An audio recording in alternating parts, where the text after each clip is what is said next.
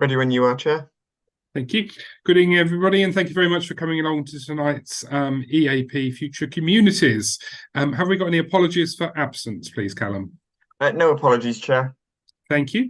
And are there any declarations of interest? There's none. No, perfect. And the minutes of the meeting on the 11th of January, can I sign them as a true and accurate record? Yep, that all looks good. Thank you very much.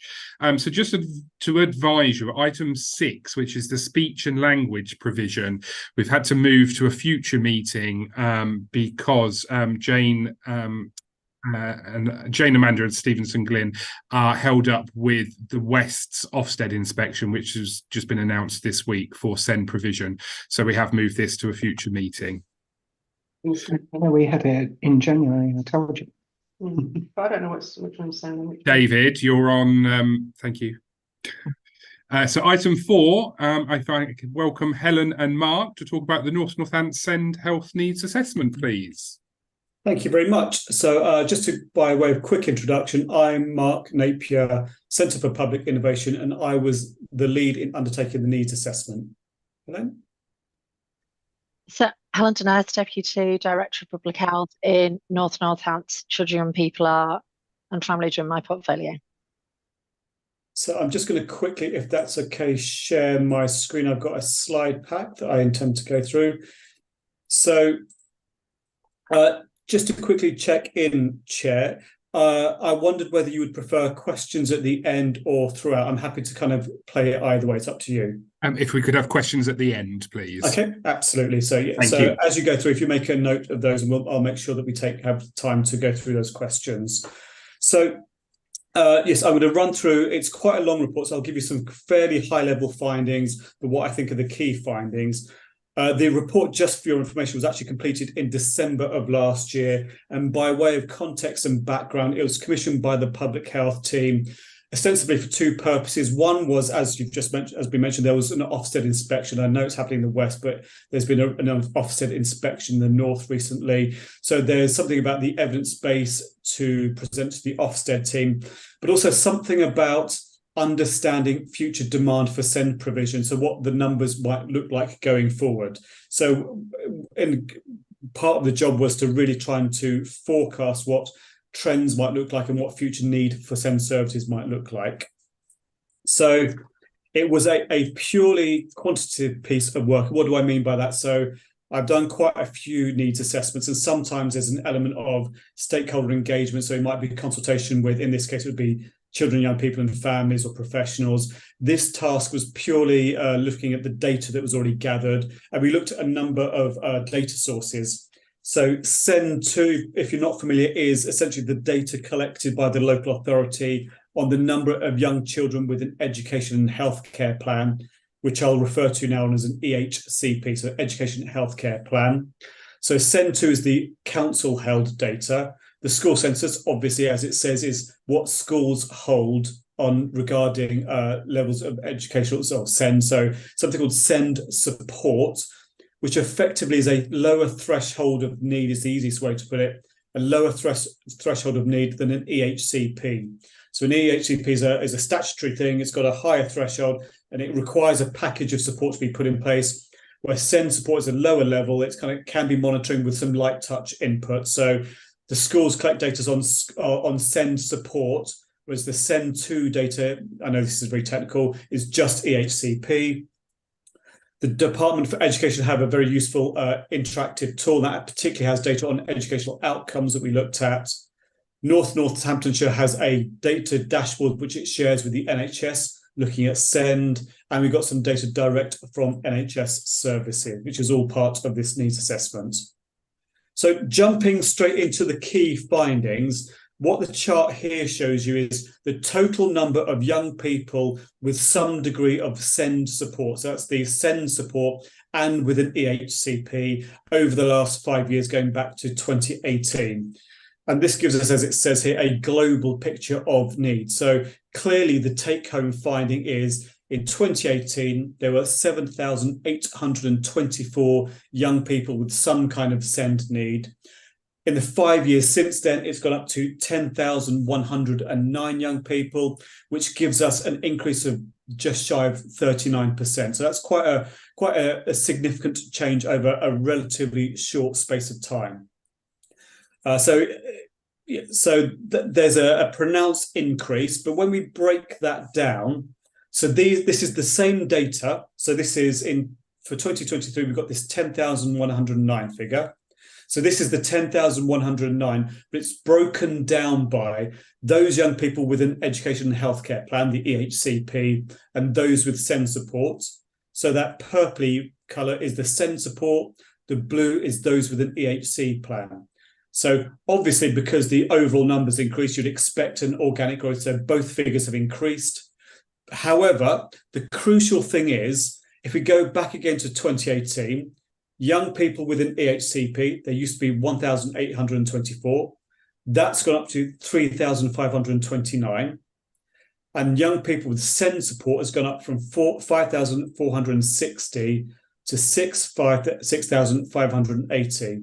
Now, the key message there is young people with an EHCP have grown as a proportion of the total number of young people with some degree of SEND support, if that makes sense. So those young people with a higher level of need who require greater level of intervention make up a growing proportion of that total demand. And the difference being EHCP used to make up about 25% of that total demand. It's gone up to 29% over a 5-year period. So again, quite a significant shift there. When you break that down at a very high level, the need for that SEND need isn't distributed equally. So, for instance, over half of young people with a SEND need are aged 0 to 10 years of age. And interestingly, this is a real feature throughout the entire needs assessment. Boys make up the majority of the total population with a SEND need. So both that lower level SEND support, where they make up just shy of 2/3 of need, 62%. But when you get to those with an EHC plan, they make up almost 3/4. They make up 73% of young people with an EHC plan. Now, kind of getting ahead to some of the conclusions at the end, I know that there's a fairly kind of entrenched view that these things are more tended to occur in boys. If you look at the literature, that's not necessarily the case. So actually, one of the key conclusions from the report is there's an underdiagnosis amongst girls and young women, because there's a real stark anomaly in the data about that over-representation of young boys. And there's another slide later that I'll come to. So that's some take-home messages. So SEND need isn't equally distributed amongst young people. So like I say, it clusters amongst young people, and it absolutely clusters amongst boys and young men. Now, we forecast in 2 scenarios. One, we looked at SEND support. So again, to emphasize, that's that lower level of need. So what we've done is we've taken 5 years of historic data, this purple line here. So that gives us our current position of 6,829. Just as a note, I think this decrease here is probably a post-COVID phenomenon rather than an actual decrease in demand. But essentially, our current position is 6,829 children and young people require some SEND support. We then forecast that over the next 10-year period. So, and just to quickly explain, is the blue line is what we think the forecast will be, and there's essentially a margin of error. So there's an upper margin, which is the green line, and a lower margin of error, which is the orange line. The fact that those lines are closely clustered means we're pretty sure that we're bang on about right. So we think in 10 years' time, you'll be looking about, give or take, 9,255 young people who require SEND support. So essentially, the forecast with the upper and lower levels of tolerance gives you around 9,000 young people in 10 years' time. The shorter term projection over 5 years is nearer about 8,000, so 7,990. And again, our projections are quite confident because the tolerance levels are very, very, very close. So you're looking at that lower level support, that SEND support, in 10 years' time, the best part of 9,000 young people. Now, looking at your current position, that gives you an increase of about 36% over 10 years. So you're looking, I think the real take-home message is, regardless almost of the figure, every year you are seeing an onward and upward increase in numbers. There's absolutely nothing in the evidence that would suggest there's any decrease or flattening in the rate of increase. You're looking at year-on-year increases over the next 10-year period. So that's the SEND support picture. If we then look at the EHC plan data, so the same concept, 5 years of historic data taking us to the current year, which gives us 2842. We've got our projection, which is the blue line, our upper confidence measure and our lower confidence measure. So clearly you can see a diverging range of opinion, so to speak. We think in 10 years' time, you'll be at around 7,000 young people with an EHC plan. However, it could be as high as just north of 8,000, or it could be around nearer the 6,000 mark. But we think it's likely to be around 7,000. The shorter term projection over 5 years gives us about 5,263, so about 5,000 give or take. Now, crucially, it's the rate of increase which I want to emphasize with you. So if we take our confidence interval in the blue line that we think is the most likely scenario, given where we are now, over 10 years, we have projected for you a 99% increase in EHC plan. So effectively, it will double as near as damn it over 10 years. So what we're seeing is, as we saw earlier in that picture of the proportion of young people with an EHC plan had grown to about 28%, we're seeing that onward trajectory. So again, the real take-home message is there's no drop in demand. There's absolutely no flattening. You are looking at year-on-year increase and in growth for the numbers of young people who will require an EHC plan, which clearly has significant implications, not just for the local authority, but for a whole range of partners as well, particularly in health and elsewhere. So there's a very, very strong message there that when we look at SEND support and when we look at EHC plans, we are just looking at annual increases over the next 10-year period. We broke down the SEND data. So SEND data can be broken down into a number, as you can guess, a number of categories. Essentially, what this chart shows us is for the last 2 years, but if we just look at the blue line, which is the data for 2023, so the most recent period, 80% of SEND demand was made up just by 5 levels of need. So speech, language, and communication made up 22% of young people. Social, emotional, and mental health made up 21%. Something called specific learning difficulty was 15%. Moderate learning, 14%. And autistic spectrum disorder, autism, 10%. So what's very, very clear is the need isn't evenly distributed either. So in fact, speech, language, and communication, social, emotional health make up 43%. So nearly half of need is just 2 categories of diagnosis. And overall, 80% of need is made up by these top 5 conditions. So just to emphasize again, we're not looking at an even distribution of need amongst different cohorts and different groups. Now, just to quickly explain, this is actually picking up on this issue about gender imbalance. So for autistic spectrum disorder, this line here represents all young people with autism. So what we're seeing here is, of all young people with autism, 76% of those are boys and only 24% are girls. So we're clearly seeing a massive gender imbalance in the rate of autistic spectrum diagnosis disorder. So we're looking at 3/4 male, 1/4 female. And in fact, the only condition where there are more girls than boys is hearing impairment, which is 46% male to 54% female. Autism is the most stark at 76% male. But when we look at social, emotional, and mental health, that's 72% male. Speech, language, and communication is 70% male. So again, my strong feeling is that this isn't an organic issue. So it's not saying these are issues more inherent in boys. I think there's a tendency to overdiagnose or better diagnose these conditions in boys.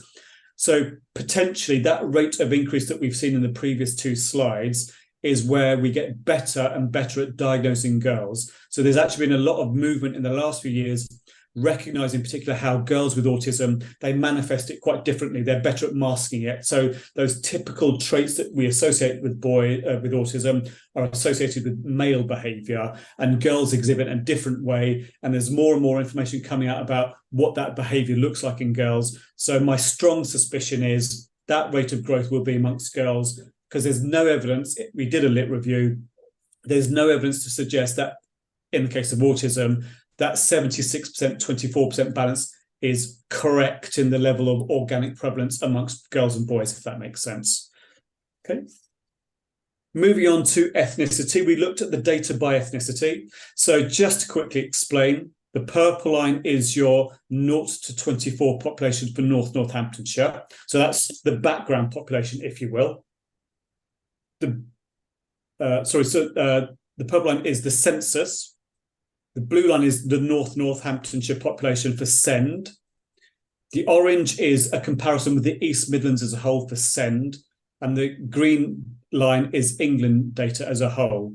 So essentially, looking between the blue and the purple line, what we see here is young people from white backgrounds are slightly overrepresented amongst the SEND support cohort. So there's slightly more in that cohort than in the population as a whole. What we see, therefore, is amongst Asian young people, they are underrepresented in terms of SEND support versus the population as a whole. So they make up just 1% of the SEND support cohort versus 3.5% of the under 24 population. So I know they're small numbers, but that's out by a factor of 3. So when you look at it, that's actually quite an anomaly, that there's something going on there, that young Asian people aren't being picked up with regard to SEND support as much as their cohorts who are white and black, who are black young people aren't far off either. So there's something there about not an equal representation by ethnicity either. We move on quickly. The main outcomes that we looked at were with regards to education. So key stage 2, just to quickly explain, is the assessment carried out at year 6, and which is the top end of primary school, and they check for reading, writing, and arithmetic. And they basically want to know whether you're achieving the level of progress that they expect. Now, what we see here, this purple line is pupils with no identified SEND need.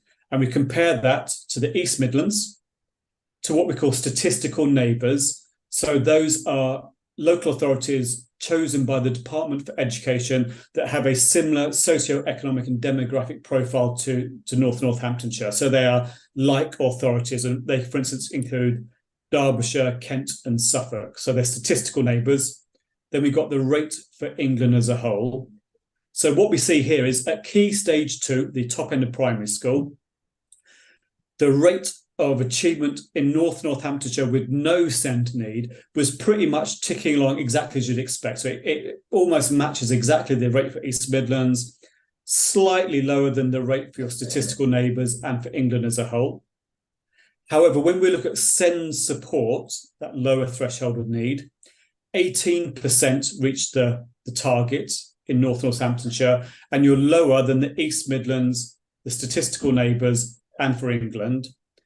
And interestingly, when young people with an EHCP, you're pretty much bang on. So Northamptonshire, 6%, East Midlands 7%, statistical neighbours 6%, England 7%. So there's a slight variation in relation to young people with SEND support, but at EHC level, they are doing just as well as their peers in the East Midlands, in the statistical neighbours, and England. So that's the situation in primary school, and I'd kind of ask you to hang on to that. So we now move on to attainment 8. So this is when the young people do their GCSEs. So they're 16 now, they've done their GCSEs, and this is a DFE modelling where they take 8 GCSEs and they look at the average score for young people across a basket of what they call 8 GCSEs. So again, same points of comparison. Pupils with no identified SEND need score 49.6, which is slightly lower, but very marginally lower than the East Midlands, and slightly lower than the statistical neighbours, and lower than England. But it's kind of in the mix there, it's not far off. When we look at pupils with SEND support, they're actually doing slightly better than their peers in the East Midlands, They're very slightly below those in the statistical neighbours, and they're pretty much bang on the England average. So that's pupils with SEND support at GCSE. Now, the real take home for me was these young people with an EHC plan. So actually, we're now looking at 8.5 as a score versus 13 for the East Midlands, versus 13.2 for statistical neighbours and 14.3.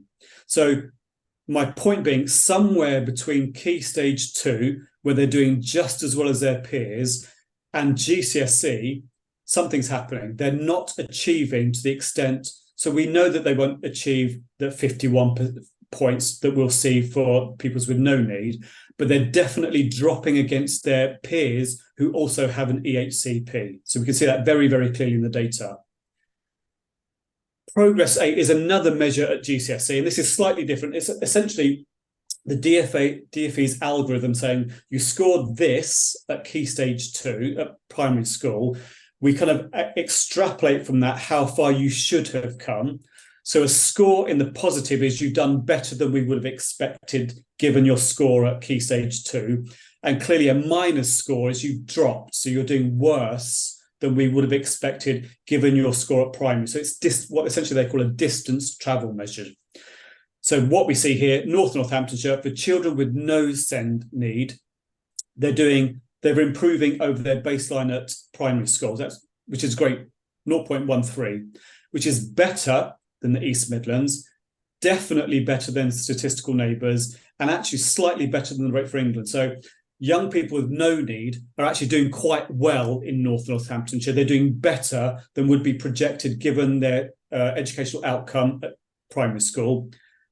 However, the caveat, pupils with SEND support are dropping, but we would expect that to some extent. They're not dropping as much in relation to SEND support as compared to the East Midlands or statistical neighbours or England. So actually they're doing quite well. So they're not dropping as much as their peers with SEND support in those comparator groups. But it's that EHCP cohort I want to bring your attention to. So they drop by minus 1.55, which is clearly higher than the drop in the East Midlands and the drop in the statistical neighbours and the drop for England as a whole. So again, it's that message. Something's happening between primary school EHCP outcomes, which are generally positive and they're bang on the national average. And by the time they get to GCSE, their performance has quite markedly dropped, which is different from those with SEND support. So it's a specific EHCP phenomena. Now, unfortunately, I can't tell you why that is. We didn't do stakeholder interviews or consultation, and I know it's probably the first question you want to ask me. I can speculate, and I'm happy to do that, but I can't evidence why there is that quite clear and marked decline in the data. Final bit of data, looking at NHS services. This is caseloads for a range of services. What we can see here is, and I suppose the point I'm trying to convey is, yes, there's absolutely a pressure on local authorities, but when we look at children's speech and language, they had a caseload for the last full year, 22-23, of 30,389 young people requiring support with regard to children's speech and language. Physiotherapy was just shy of 6,000 at 5,912.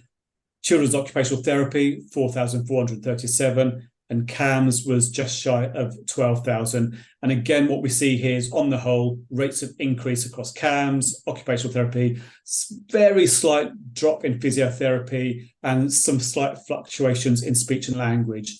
So really the take-home message there is the issues that impact on you as a local authority aren't unique to you. There's stresses and pressures being applied to the NHS almost just as much as there are to local authorities. Okay.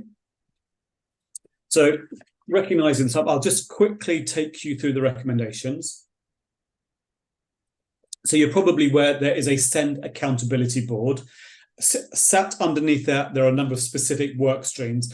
So we thought a really important thing was to share the data about the forecasting, crudely, because everyone needs to know what the future looks like, which is ongoing steady rates of increase for both SEND support and EHCP for the foreseeable future, by which we mean 10 years. So all elements of the accountability board absolutely need to take that into their future planning and their scenario working. More locally, North Northamptonshire partners should review processes in relation to the capacity and staff involved in EHC needs assessments. What that means is before a child is issued a plan for an EHC, there has to be a needs assessment to understand what level of support and what forms of intervention. So whether it's children's social care, education, health. So they bring together a range of partners, and North Northamptonshire as a council lead on preparing. They do this, what they call a needs assessment, to bring that information together. Now, I know there's been a bit of restructuring, some really good work recently over the last couple of years to increase the rate of EHC needs assessment in the councils, because there was a bit of a backlog. That backlog's been, from the data I saw doing this needs assessment, it's been really effectively worked through. However, you're almost running to stand still, aren't you? As the numbers increase over time, that advance you've made will quite quickly be outpaced by the future demand for EHC plans and therefore needs assessments.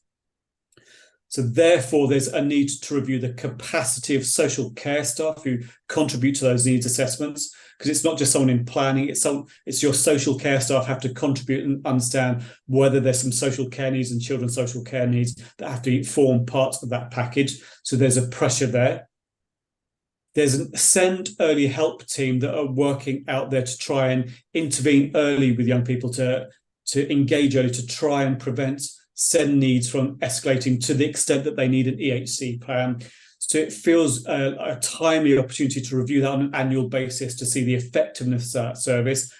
Hopefully, if it's an effective service, that might tweak that onward increase in EHC plans over time. It's not going to ameliorate it, but it might just lower that if you can intervene in young people much earlier, particularly around things like speech and language and communication needs, and put in packages of support so that that need doesn't deteriorate over time. Therefore, that young person requires a full EHCP.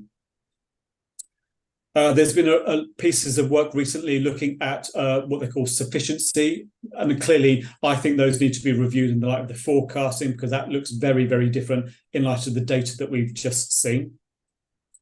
I think there's something about the accountability board reviewing the ethnicity of children who have SEND support and with an EHC, just to make sure that all demographic groups, all communities across the North Northamptonshire patch are being adequately represented in the data. So as you'll recall, it's mainly the Asian community that feel underrepresented, particularly in relation to SEND support. So I think an annual review process, just to make sure, are you engaging with those communities? Are those communities aware of the offer? Are you encouraging parents to come forward to seek advice and support, particularly in schools? I think that would be quite useful. Similarly, given that really stark data about gender and special educational need, there's something about, there's an emerging evidence base that things like autism aren't conditions that are particular or peculiar to boys. And I think that information should be shared more widely, so that staff on the front line could be children's social care, could be maternity services, it could be teachers, are looking for those signs of autism in girls as well. But this is across the spectrum. So my strong sense is that you have significant levels of underdiagnosis of girls and young women. And I think there's something about kind of better understanding those needs to respond and put in place the packages that those girls need. I think the SEND data dashboard, the North Northamptonshire data dashboard, it's a very good data dashboard. It doesn't have much data on outcomes, though. So the main outcome data we saw was actually the educational outcomes, which I think is fascinating. I would like to see some data about health outcomes and other outcomes, just to really kind of round that picture, to understand what impact you're having through giving SEND support and EHCPs on those young people. And pretty much finally, something about the accountability board engaging with partners in education, really to try and bottom out, crudely speaking, what's going on with that EHCP cohort, that their GCSE attainment isn't what you would be expecting, particularly given their achievement at Key Stage 2. So they seem to be doing absolutely fine at Key Stage 2 at primary school. Something's happening in the intervening years. And I think that's a dialogue with education, your partners in the Multi-Academy Trust, just to see if you can unpick that and see what that looks like and whether there's corrective measures you could potentially put in place. So over to Helen for some next steps.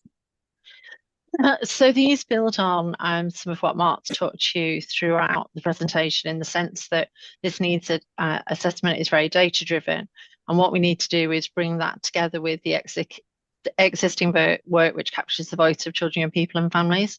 So we get that more rounded view.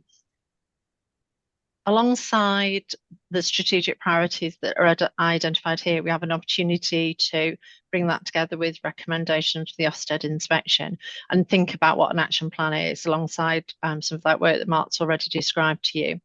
And then it's about how we disseminate the needs assessment. So given it's a long document, it's got lots of figures and graphs. It's not easily something that sits on our website as a council, but everybody that's interested in it needs to be able to have access to it. And so how can we share that through our networks so people have the opportunity to understand how their work fits into it? And for example, we can make this slide deck widely available, which then gives people the opportunity to come back and ask more questions. So that's it from a presentation point of view, and over to you, councillors. That's brilliant, and thank you very much both for that presentation. A lot of information within that, and quite frankly, quite worrying statistics actually moving forward. I've got Philip, please. Thank you. Very, very interesting. I love it when we have pure statistics, which are and then all the additional information. I just thought that was so clearly presented. Thank you very much. I've got 3 questions, so or points really. So I'll ask them now, and maybe you can answer them at the end.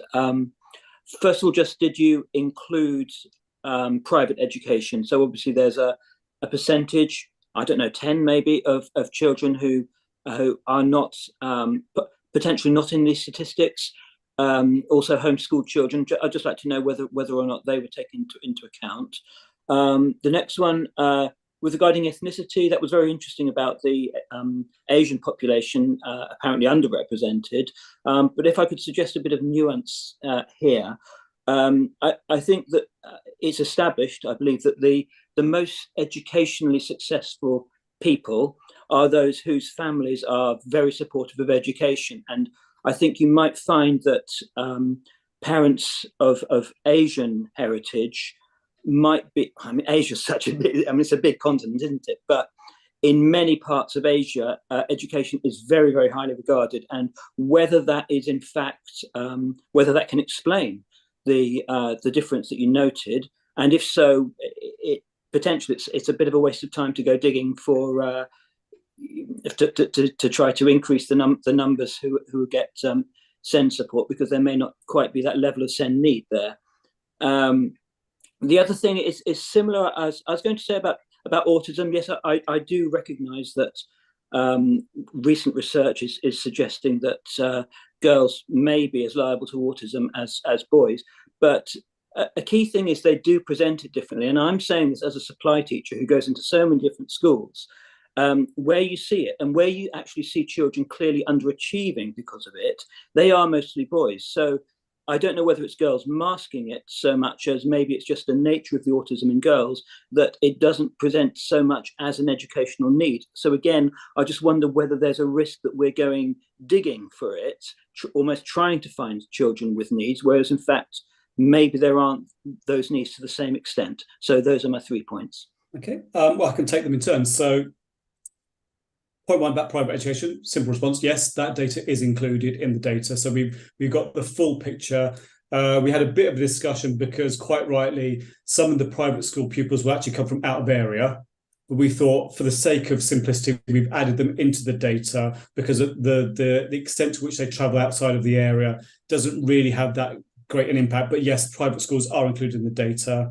In terms of ethnicity, I suppose, having done a lit review, there's nothing in the evidence base that currently exists that suggests there is any variation in the presentation of need by any ethnic group.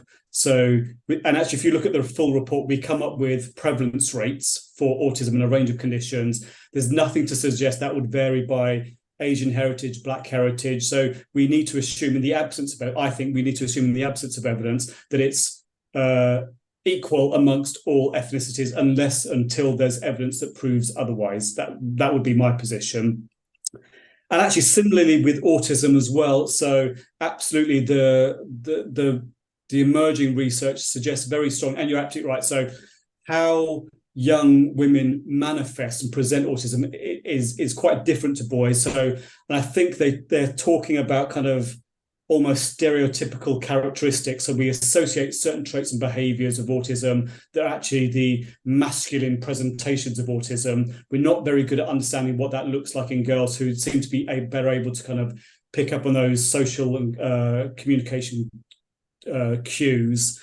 So again, in the absence of really strong evidence, I would suggest there's nothing to suggest that there isn't an equal distribution by gender. And equally, my point also is, if you almost put aside autism, the only educational need where young girls were preponderant was hearing impairment. So of the other 9 or 10 conditions, boys overrepresented girls. So I would struggle to believe that boys are overrepresented in every single form of need other than hearing. So that it feels to me that something's going on there. So I would suggest that's probably on balance. There is probably an equal split for most of those conditions. But I'm not fully familiar with the clinical research by any means. Thank you for that, Mark. Helena? Yeah, just to add a couple of points to that. In terms of ethnicity, where you have conditions like autism, if we think about some of the conditions that are associated with birth trauma, other in a sense physiological conditions, parenting may support that child to flourish in the way you're describing an aspiration, but it won't affect the prevalence, and you'll particularly see that in that population that has an education, health and care plan. And then in terms of what you're saying about girls and drawing on your experience in the classroom, when you read some of the literature around girls and young women, it's not that they don't appear to be functioning more easily in the classroom. It's that carries a weight for them, that being able to mask doesn't necessarily mean that they will have the opportunity to thrive because of, but what we see is somebody who looks like they're doing okay. When we haven't sent the full needs assessment out because not everybody will want to read a long document, not that it's not an easy read, Mark, of course, but I think we should circulate that whole document, which will give you the opportunity to read a bit more through that literature and then go back and look at anything that you'd like to know more about. And I'm always happy to follow up a conversation. Perfect, and I think it's a very good idea. So if you want to send it to Callum, then Callum can get it out for us. Thank you. Lee. Thanks, Chair. Yeah, Mark, I just echo what Councillor Irwin said. Thanks for explaining some really complicated, complex stuff quite clearly. And thanks for the explanation of the acronyms. It can be death by acronym with these on these EAPs. So I just trying to understand the figures. We are, or you are, projecting a 61%, I think it was, increase over 10 years of both number SEN and EHCPs. So are you say, and then we were talking about there's an underrepresentation for, or an underdiagnosis potentially for girls and young women. Are you saying that 61% includes what you expect to be an increase by diagnosing more young women, or is that on top of the 61%? And if your 61% over 10 years is so high, it is at 61% because you think we're going to catch up on some of that underdiagnosis of girls, then is that going to level out? It didn't look like it was leveling out. Your growth figure some good points there. So essentially, the way that the forecasting works is we take the 5-6 years of historic data, and essentially we use that and we extrapolate forward. So what we're looking at is previous trends and what those will look like going forward. I suppose my point about girls is that's how I think you'll get some of those increases. So the data is the data. So the data is basically taking the historic trend, and because it's, as you saw, 5 or 6 years of the past 5 years going up and up and up, the data would then infer that it's going to go up going forward as well. So my explanation behind that is probably that increase is going to be due to the better screening of girls and young women. However, we do know, so I kind of almost ducked the issue earlier, but I'll try and kind of explain it now. So there was a really interesting report released just the other week, and they were talking about increases in rates of diagnosis of autism. And they say there's basically two things going on. So over the last 5 to 10 years, there's been a massive increase in awareness of autism. So funnily enough, if you do training and more staff become familiar with it and more teachers are trained in it, and funny enough, you identify more and more. So there's absolutely something about the more that your workforce becomes aware of it. So for instance, if you did training about these are the signs of autism in young girls, funnily enough, lo and behold, in a year or 2 years' time, you will expect to see more referrals coming through the door. So I don't think that's terribly unproblematic. The slightly more interesting thing is, if clinicians were going to be honest, the boundaries of autism, the diagnostic tools, have changed over the last few years. So how it was diagnosed 10 years ago is slightly different, and so the boundaries have effectively increased. So there's something about more young people are captured by a wider therapeutic definition of autism. That combined with better awareness, and that's awareness amongst, as a parent myself, I've had some children, I've referred them, that's because we're aware of the kind of things that are manifesting. So that I think a lot of the demand is actually parents being aware of something's here, I want to explore that, I'll go and talk to the school, I'll talk to the GP, and I think that will explain your rate of increase.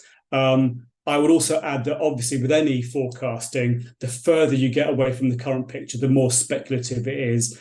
It looks pretty solid over the next 10 years, but I don't hold me to that by any means. 5 years feels much more confident. So things could obviously change over the next 5 years, like changes to diagnostic boundaries up or down. So things can move. So I wouldn't kind of pin that 10-year figure down. It is a forecast rather than an absolute kind of guide to where you'll be. Hopefully that helps clarify.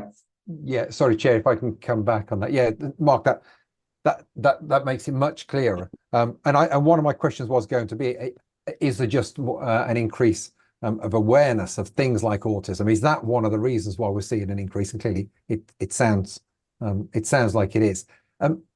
That doesn't, though, I don't suppose, explain why there's a disproportionate increase in the EHCP compared to the overall, and that was a marked increase. So what's the thinking there? Why are we seeing such a big jump? That's a good question, and I pondered it, and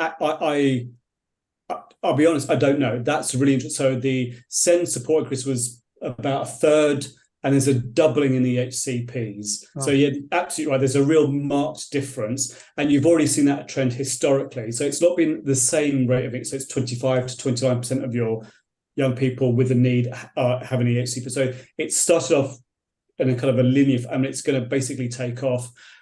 Why? I mean, it's really difficult to say. There's something about more people seeking an EHCP because it is perceived as a gateway to access services and support. But I don't think it's. I wouldn't like to conjecture too much, other than to say I think the main take-home message is, as a council, you need to expect that not only is the overall level of need going to increase, but that higher level of need is going to increase the fastest by quite some margin. Okay, so Mark, sorry, Chair.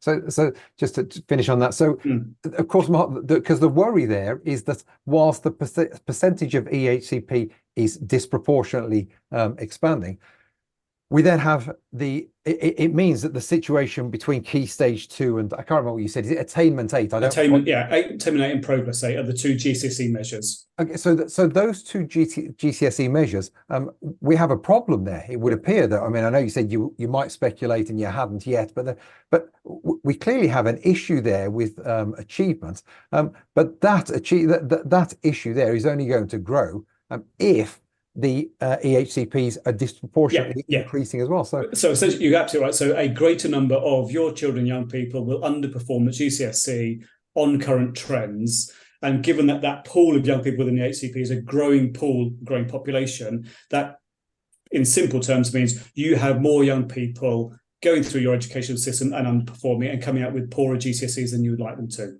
That's quite an obvious finding. Yeah, frightening, a worrying statistic. I mean, of all the statistics we've had, and there's a lot of worrying ones. Yeah, just to emphasize again, I mean, unfortunately, we would always expect young people with SEND support and within the HCP to underperform their peers. Absolutely. But I think it's about the rate of underperformance is greater, and it is particularly EHCPs rather than SEND support, and that's quite an interesting quandary as well. So those who are SEND support is basically you're supported in a mainstream secondary environment. EHCPs is a split. Quite a few young people within the EHCP are in a mainstream secondary environment, but quite a number go to special schools. But the SEND support is entirely made up of young people in that mainstream setting. So that might be part of the explanation, but that again is conjecture, to be quite honest. Thank you. And Chair, can I, my very last question on this, and this, tell me to shut up here, because this might be a question for you as opposed to officers on the call, I don't know. But what does the budget shortfall look like? I mean, this is a marked increase. It's showing no sign of slowing up. What's the budget gap looking like year on year? So it's quite high. So you'll know that the higher needs block is currently overspent, 10 million, I think it is currently, which is a huge national problem with this, and it is one of the lowest overspends. But I've just seen Neil has actually raised his hand, who probably can give the precise answer. Yeah, it's okay, Chair. So if you took the median line of the EHCPs that Mark presented and that increase, and you assumed an average EHCP cost to the local authority, which is now about £8,000 in 5 years, that's about £13.8 million extra that we would have to find in order to meet the cost of those EHCPs. While I've got the floor, if I can just have another couple of quick comments. As Mark says, though, the figures that he's done are on the basis of where we are now, and we are proactively looking to do things that enable schools to be more inclusive and do everything that they can within the school to do that. So there are mitigations to this over time, and we have to be aware of that. The final comment I'd make is about the EHCP Progress 8. It's worth knowing, and this isn't an answer, but worth having as context. Historically, in Northamptonshire, the proportion of EHCPs, of children with an EHCP, was disproportionately high in special schools. So we didn't have very many, or as many as you would expect, EHCPs in mainstream schools. Okay, and so that that does influence that to some extent, because children with an EHCP in a special school, given everything, would generally not perform as well against Progress 8 as an EHCP in a mainstream school. And as we've increased the number of EHCPs, that number is normalising. We're becoming much more like the national average in terms of that split. But historically, we had a much higher proportion in special schools than we did in mainstreams, which you might conjecture is because children with needs in mainstream were met in a different way, other than through an EHCP. And as that's normalised, that will move. I'm in no way being complacent and saying that's the answer to everything, but it is a bit of context that's worth understanding around those figures. But we are clearly interested in all the work that Mark and colleagues have done, and that'll be fed into the SEND Accountability Board, and further work will be done on it. I hope that's helpful for context. That's been great, Neil. Thank you very much. Are there any other questions or comments around this at all? No, that's great. So I'd just like to thank you again for that, and I look forward to Callum sending the full report out that we can digest, I guess, at our leisure, but and then look at ways of increasing this in the future. So thank you very much for that. Yeah. So we Thanks, move. Councillor Edwards. Thanks, colleagues. Thank you. So we move on to item 5, and it's the early years update, and I welcome Susan. Hi, Scott. There's a couple of well, this time that my name appears against it, and it's Judy. But however, further down the agenda, it's me, not Richard. So yeah, it is Judy, and she's going to take you through. Judy has had issues with Zoom this evening, so she's on her phone, but she'll take you through the slides. And yeah. No, that's brilliant, Susan. Thank you very much, and welcome, Judy. Hi everybody, I'm having problems. I hope you can hear me. Yes, we can, Judy. Brilliant. If somebody could share the slides, I'll walk you all through them if that's okay. Brilliant, thank you. So this is just to give you an update on the changes to early years as a result of the reforms that were announced in the spring budget by the Chancellor. If you could go to slide number 3, I think it is, please, Callum, that'd be great. Thank you. So in the spring, the Chancellor announced changes to early education and childcare funding. The main drive from the central government is to support working families to remain in the workplace whilst their children have access to good quality childcare and early education. The main changes I'll outline for you, and I'll also outline to you some of the risks that, you know, kind of sit alongside that with us as a local authority. So they're investing over £8 billion worth of money on free hours and early education, and the main focus, as I said, is on working families to contribute to their childcare costs. The aim is that by September 2025, working parents will be able to claim 30 hours free childcare a week, currently as they do over a 38-week period, all the way through from when their child is 9 months to when they start school. The DfE have set out a phased timeline to support local authorities to implement these changes, and the next slide will briefly outline those changes for you.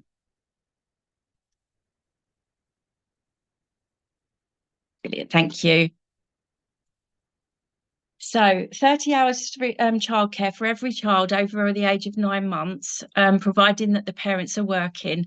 So it's a similar criteria as to, if you recall, a few years ago when they brought in 30 hours free childcare for working parents for 3 and 4 year olds. The criteria is still the same. So they have to be working a minimum amount of hours a week and earning up to, I think, one parent can earn up to 100,000 a year.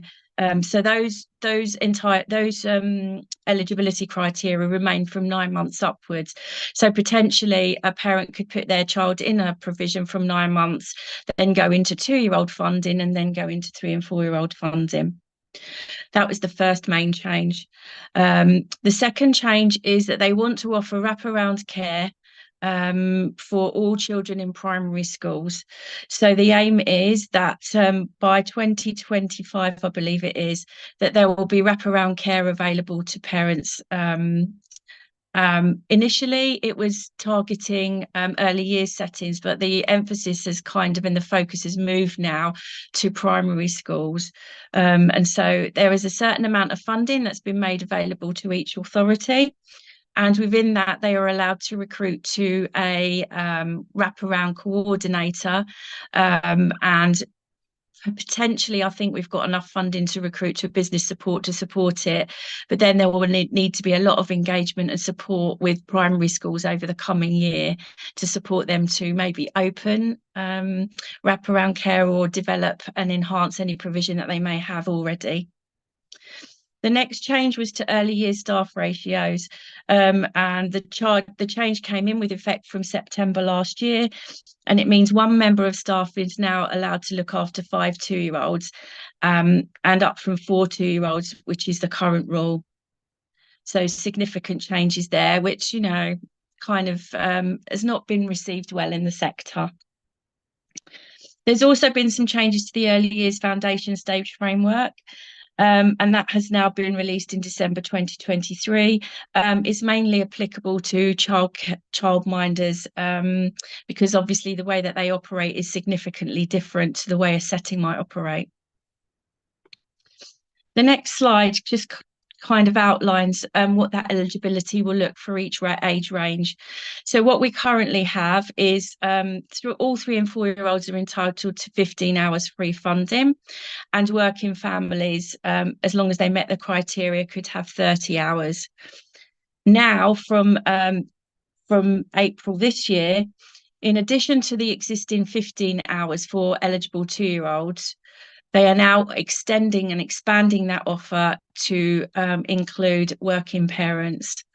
What that means is that there are some 2-year-olds that still won't be eligible for 2-year-old funding. So if we think about equitability and every child having that opportunity, there are issues really, because there'll be some families that don't meet either of those criteria, and so those children miss out. We, myself, and all of the other early years leads across the country have been feeding back that that's not equitable, and actually they should just offer 2-year-old funded childcare to every child. So we have fed that back, and we'll wait to see if there will be any changes made to that. With regards to how many additional children have taken up that entitlement, I can't feed that back to you yet because we're still in the first month of that being rolled out. But over the next 6 months, we hope to be in a position to tell you what the increase in numbers looks like.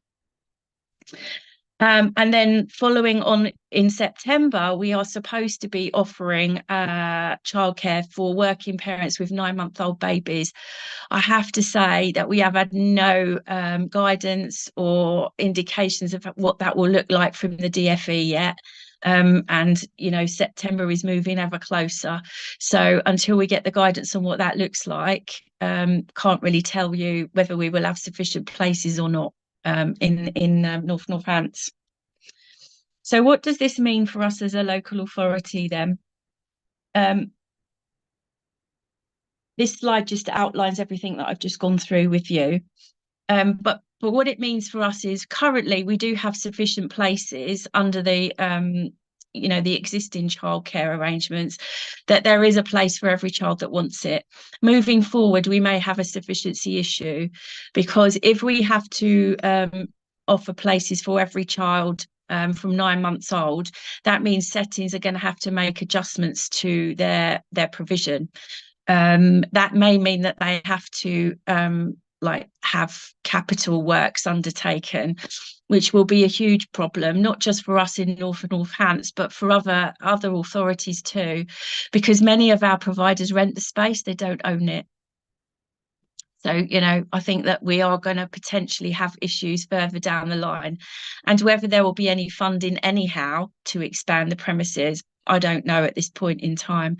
So that's one of the risks really that we just need to be mindful of.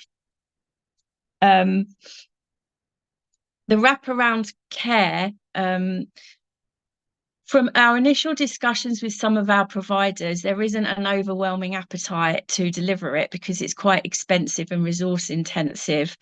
However, given that we now have the funding to recruit to a wraparound care coordinator, we can start to do some intensive work with the schools and also the early years settings to see if we can meet the need of those children and families that want wraparound care. It's really difficult. Some schools do deliver it already, but there doesn't seem to be an overwhelming appetite to develop it further. So that's something that we're going to have to look at moving forward. With regards to the changes to ratios for staff, what the DfE has done is increase the number of children that one person can be responsible for. It's brought us in line with Scotland and other comparable countries, but I suppose as early years providers, we do worry about quality and oversight of those children. But, you know, only time will tell, won't it? Some settings are overstretched as it is. Recruitment and retention is a significant issue in the early years sector, and indeed across all areas of our work at the moment. So we need to see how that pans out in the future. So the last slide just kind of outlines some of the issues and risks that we have, 4 of them really. We might require additional providers to deliver the wider offer. Whilst we have no sufficiency issues at present, we may well have in the future. It costs quite a lot of money for a setting to sustain itself with the existing provision, and the funded childcare is making them become more unviable. I think we potentially could see more settings closing. To facilitate the delivery of the 9 months onwards, existing providers might not have the capacity or even be willing to take on that. And if no capital funding was available, they probably wouldn't be able to afford it anyway. And then, as I said, most of our providers rent provision, they don't own it. So, you know, that would be a significant issue anyway. This expansion of the 2-year-old offer, it's not equitable. It still leaves some children without access to the offer. And like I said, all I could do is escalate that along with all of the other early years leads across the country. And the wraparound care offer for us in North Northants, early indications are that not all schools want to provide the offer. So we'll just see.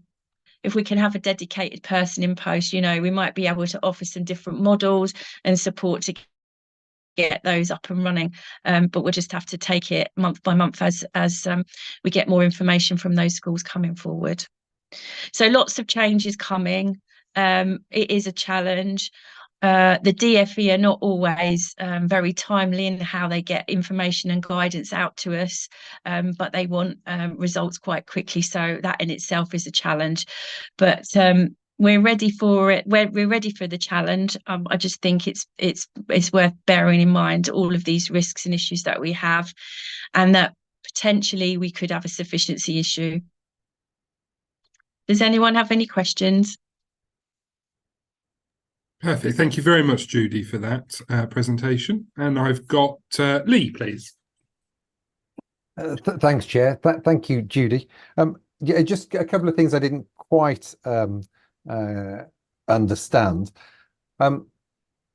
Three things, really. So the first one is that you talked about it wasn't equitable for 2-year-olds. So I could see that 2-year-olds of parents who were earning over £100,000, they wouldn't be offered the 15 or 30 hours. Who else falls through the gap? Currently, the first 15 hours and the existing offer is for families. It's encouraging them to get into the workplace, really. So they're our disadvantaged 2-year-olds. So that's what the offer currently looks like. What the DFE have now done is they've said that for families where they're working, they can have up to 30 hours free childcare for their 2-year-olds. So children that don't meet and both parents have to be working to be eligible for that. Now, if only one parent's working and the other one isn't, then that child won't be eligible. And if they're not a disadvantaged family, they're not eligible for 15 hours. So there's going to be a cohort of children that aren't eligible for 15 or 30 hours. And that's where it becomes inequitable. It would have been easier to have said all 2-year-olds can have 15 or 30 hours funding, but they haven't done that. So families where there's at least one parent at home will get 15 hours, but families where neither parent is at home because they're working will get 30 hours. They want parents to be working. This is what this whole drive is about, working parents. So currently, if you're not working and you're at disadvantage and your income support and benefits, you get 15 hours for your 2-year-old, with the aim that you go back to work. Now what they're saying is if you're a working household and you're struggling with childcare, basically, you could put your 2-year-old in and we'll give you 30 hours. So those children that are not disadvantaged and maybe only one parent works and the other one doesn't, they won't be eligible. So there will be a cohort of children that don't fall into either camp, and so therefore can't have free childcare and early education, which is a nonsense, really. But that's what they've done. Judy, sorry, and it's me being thick here. I still don't understand. So what 2-year-old wouldn't be eligible for either 15 or 30 hours? So you wouldn't be eligible. You wouldn't be eligible if the criteria for working parents is, I can't remember it off the top of my head, but you have to be doing a minimum of so many hours, and then there's a maximum threshold as well, but you both have to be working, or one has to be on maternity or paternity leave. So if you've got one parent working and the other one isn't, they're just not working, then you're not eligible. But for any hours? No, not for 2-year-olds. You will be for 3 and 4-year-olds because every child's entitled to that. And that's why it's a nonsense. Okay, and that's because one parent's working, the other parent isn't working, but the household isn't in receipt of any form benefit. of benefit. Yeah. Okay, thank you. So it's not fair and it's not equitable. Okay, thank you. Now I've got it straight in my head. I can send you. I can give you all the criteria if you want. I can send it out with the slides if you want, so that you can make more sense of it. Okay. I'd certainly, I suppose all members would be interested to be kept up to date. You know, if there's any developments, you're obviously feeding this back. So, Chair, if I can, my other question was, you're talking about providers potentially having to invest in their premises, but you said that most providers rent, not own. I was just wondering, Judy, what percentage is that then? What percentage of providers rent? I would say nearly most of them. We can go back and give you an exact percentage, but I would say the majority of them rent. They don't own the space, and we have a lot of pop-up nurseries, like in church halls and things like that as well. But there's no way that they can expand their offer. Yeah. And developing and delivering provision for 9-month-old babies, you have to have specialist rooms, and the babies have to be kept separate. There's a higher ratio of staff that are needed to look after those babies. So settings that are already struggling to recruit and retain staff and even afford them, the funded amount really makes. They have to have extra income from privately funded children to make their nurseries and their settings viable. So it's putting more pressure on a really stretched sector, if I'm honest. And sorry, just so I can get it straight in my head, are we saying those providers will be forced to look after the 9? No, nobody has to do it. Okay. But we as a local authority are supposed to have sufficient places for those children that want to take them up. I mean, we don't really know what the anticipated take up will be even. I mean, some parents might not want their children in at 9 months. But it will unravel as we become more aware of the need for those places, and we could potentially be in a position where we won't have enough. But as you say, September 24 is rapidly approaching. It is, yeah. Okay, thank you, Chair. Super, thank you. Philip, please. Thank you, Chair. Thank you very much for the presentation as well. I'd actually raised my hand before Councillor Wilkes had mentioned about the issue of 2-year-olds, and I have to say I was struggling to get my head around that as well. But insofar as I can understand it, it doesn't seem to be a matter of being inequitable. It's that if you are not working and you can look after your 2-year-old, then you can look after your 2-year-old. If you're working, then the government will give you help. It's not a matter of equity. It's a matter of giving the help where the help is needed. So I wouldn't describe it as nonsense. I think that the policy has been probably well thought out. It may well be that it needs to be looked at again. But I was just a little bit concerned that, Judy, you were saying that you were going to give some feedback. I wouldn't want it to be the feedback of this EAP that it's a nonsense policy, because I don't think it is necessarily. I don't think we're saying it's nonsense. I think what we're saying is, if you're saying that children can have a place from 9 months through to when they start school, there's still going to be a cohort of children that aren't going to have access to those places that are 2-year-olds. And, the whole purpose of this agenda is to encourage families to go back to work.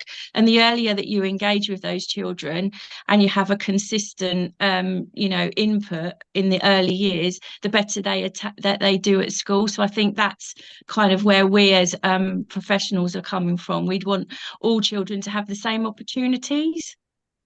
Yes, sorry, through you, Chair. I quite understand that that is a viewpoint, and it's a viewpoint that's to be respected.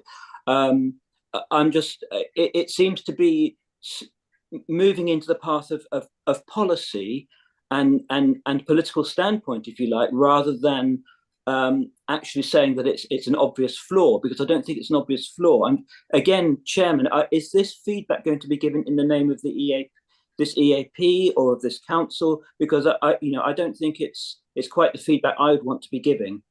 No, it's not. So the feedback isn't coming from the EAP. I'll speak to Judy later, actually, about the feedback with David as well, but it's certainly not coming from the EAP. Thank you.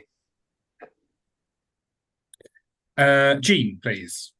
Thank you, Chair. Judy, again, I'm trying to get my head around this.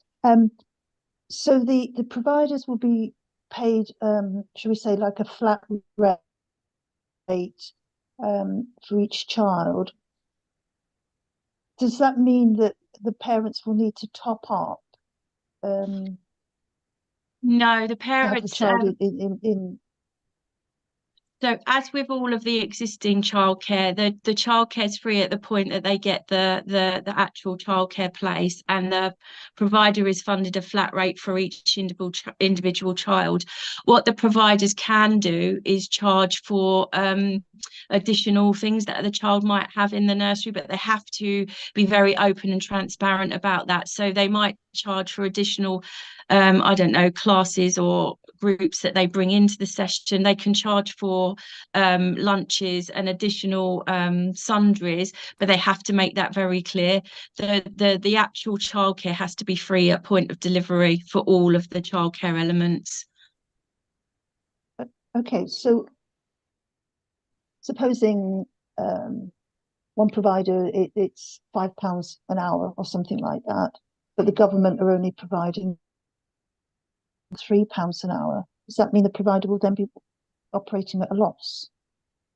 The provider will only get whatever the rate that so we as an authority, we get given a formula, we allocate the rates out, and that is what each provider will get for a funded childcare, whether it's 2-year-olds, 3-4-year-olds, or when the 9 months comes in, everybody gets the same rate. Okay, so and it may well be less than they would charge if it was if they were offering it just privately, but providers, you know, they sign up on a provider agreement to offer our free entitlements, and they agree at the rates that we offer them, so they can't charge the parent the difference. They can't do that. But it could mean that providers will go out of business. Well, this is why they're struggling. Yeah. You can, you know, obviously, you know, staffing costs, they're struggling with the rates that they're given, but they're also struggling actually to recruit and retain staff in the sector. Yeah, but I mean, childcare is always undervalued. It is, very much so. You know, it seems being very important. Okay, thank you. Thank you, Jean. Wendy. Thank you, Chair. Councillor Irwin has made the point I was going to make. Parents have the choice. Presumably they will have the choice if they're not both working and they want free childcare. They can choose to go to work and get it to meet the criteria. But obviously for some parents that would be a lifestyle choice. I also don't like here really that children do better in a professional setting. They may very well do so. They may do better in a professional setting, but it does suggest then that they don't do so well with parents, and many children will do just as well, if not better, staying at home with their parents who can provide activities and learning at home in their everyday life. So I think we do have to be very careful in how we put that across. Mm. Thank you, Wendy. Scott, I'm Yes, really Susan. sorry. I can't get my hand up. Yeah, carry on, Susan. But I did want to come in and say, I think the point that was trying to be made there was that the children whose parents may not be working may be children that we've got particular concerns about their development. And if they're in an early years setting, then we've got the opportunity to intervene and to support those children before they hit formal education. And we know, and you know, particularly from having seen the excuse me, the SEND needs assessment presentation that Mark gave earlier, that you know that we've got a phenomenal number of children coming through with needs. So it's just about those opportunities to step into a child's life at some point and provide the support at an earlier point in their life. Thank you, Susan. Wendy, is that a legacy hand or is that a... No, I just wanted to quickly come back. Yeah, I absolutely get that, what Susan has said, but I do think also, you know, it's not always the case. So I think there will always be some parents who choose, and it is not necessarily unfavourable for their children. Oh no, I agree. I didn't send my children until they were till they were older either. But it's just about capturing those children and just recognizing that it's a range. Yeah, I absolutely get that. Thank you. Superb, that's great. Are there any other questions or comments around this one? No, that's brilliant. Judy, thank you very much for coming along. And thank you, and we'll see you soon. Thank you. So we move on to item 7 now, which is the Sustainable Travel to Education Strategy. And I welcome Marsha.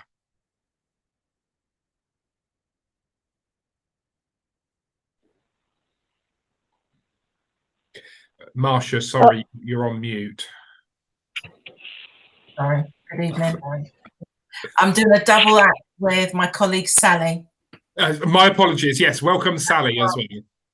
That's fine. That's fine. We'll do a duo on the presentation. Sally's going to start and I'm going to hop in halfway through. All right. Callum, can you share the presentation for us? Thank you. Hi.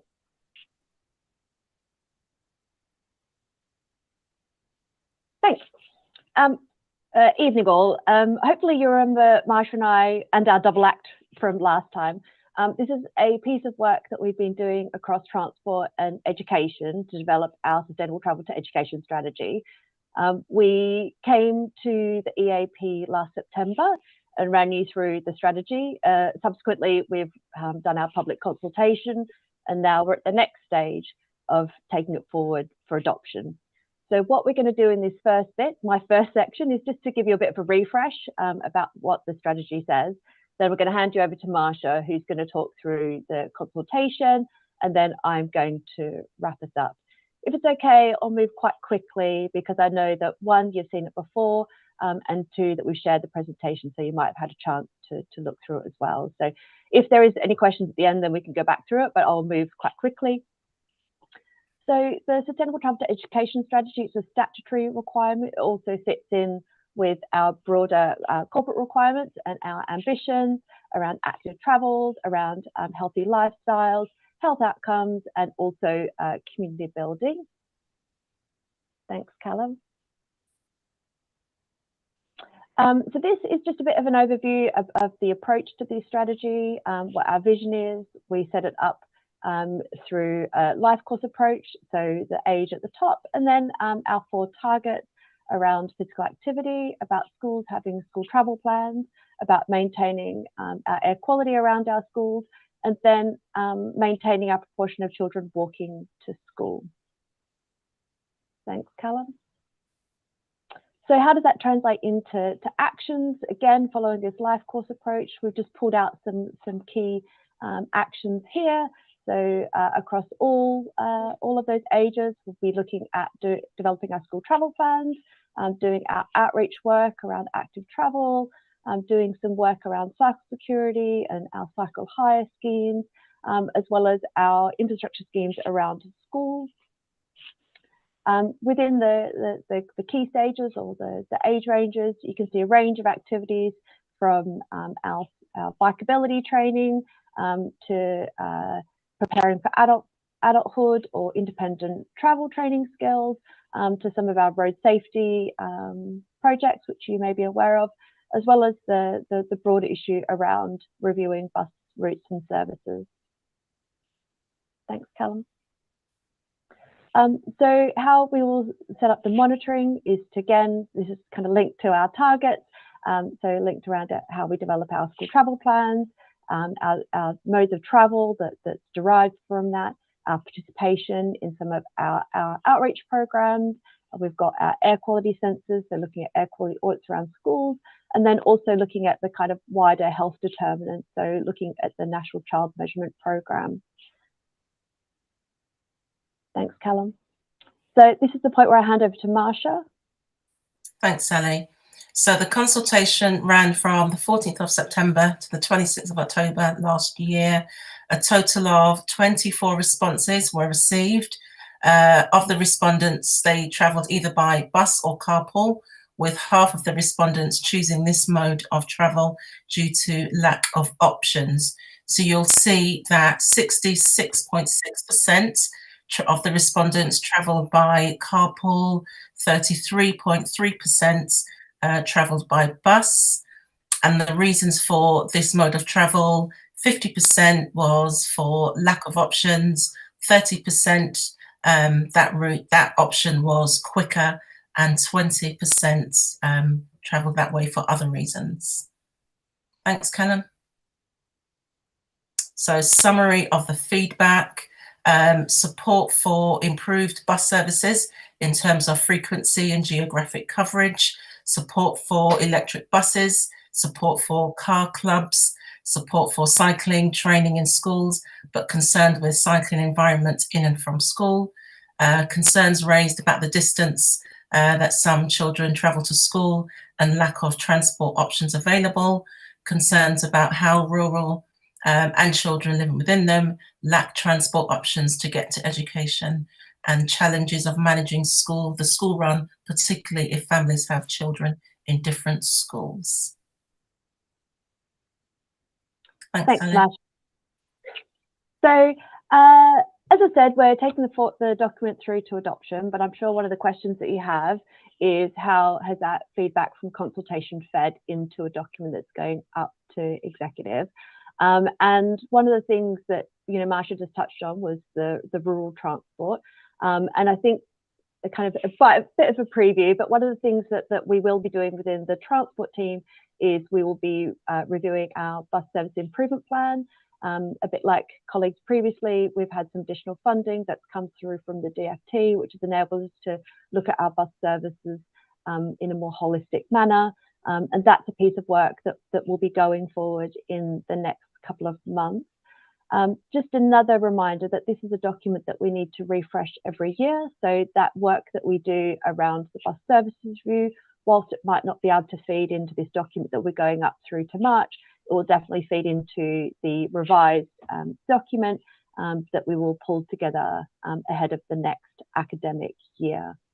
So hopefully that's given you a bit of a refresh, a bit of context for the work that Marsha and I have been doing, and happy to take any questions, Chair. Perfect. Well, thank you very much, Marsha and Sally, for that. And I've got Lee, please. Thanks, Chair. One question. So I understand whilst we want to take into consideration feedback we've had from the consultation, obviously, otherwise why do the consultation? It seems really low, the number of people that responded, 24. So eight parents of secondary school pupils. So how many does that go? I'm trying to get my head around what percentage of people that could respond that actually responds there. Not many. It was a very, very small response. Not many people responded at all, and it was open for 6 weeks. Any ideas why, Marsha? I mean, it's got to be like point something of a percent of people that came back. Do we know why? Did it not reach the audience, or? It did. I mean, it went to all the usual places where we when we run a consultation, we send it to. So there was a media, a press release. It was on the CET websites. It went out to schools. So, you know, it had a broad reach, but for some reason it didn't capture many responses, sadly. And Chair, sorry, Marsha, the reason I make that point is, as I say, we have to take it into consideration, but it's hard to put too much weight against, you know, one young person across the whole North South that responds. It's frustrating, isn't it? Yeah. And whilst it was only 24 respondents, they didn't, even the 24 didn't answer each section fully. I saw that, only 14 answers throughout. So yeah. Okay, thank you. Thank you. Macaulay. Yes. So obviously in one of the bullet points of your summary, you mentioned the support for a electric bus. Have you sort of done research on sort of how much of a cost it will be for procurement of an electric bus? Yes, we've done slightly more than that. You'll be pleased to hear. We have made an application to the Zebra Fund for an electric bus, so that looks at putting zero emission buses on our network.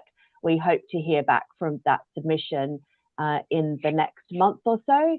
Once we once we hear back from that, we'll know what we can do, and that will also enable us to do more learning and closer working with our operators to understand what the impact would be, and then kind of look to a future rollout. So it's one of those things that will roll both into the bus service improvement plan, but also may influence this piece of work as, you know, maybe not right now, but in the future. Okay, so that will be funded by sort of direct grant then? Yeah. There's lots of rules around it. It's very complicated. I'm happy to run it through you separately, but I'm not sure this meeting would like to hear all the details. Thank you very much. Thank you. Wendy.